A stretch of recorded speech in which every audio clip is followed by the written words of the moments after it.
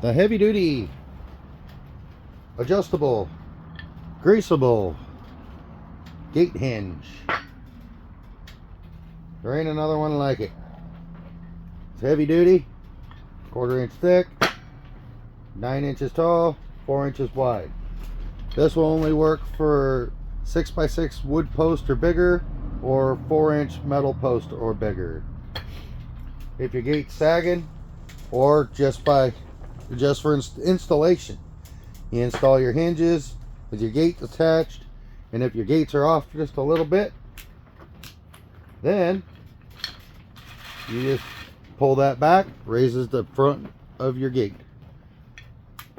Set it back down, lowers the front of your gate, both top and bottom, so you can do it either way, and it flexes a little bit so that way there's no bind in the hinges.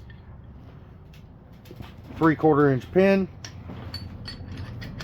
Get your gate mounted, put your pin in, pump her full of grease. Ugh. Heavy duty, adjustable, greasable gate hinges.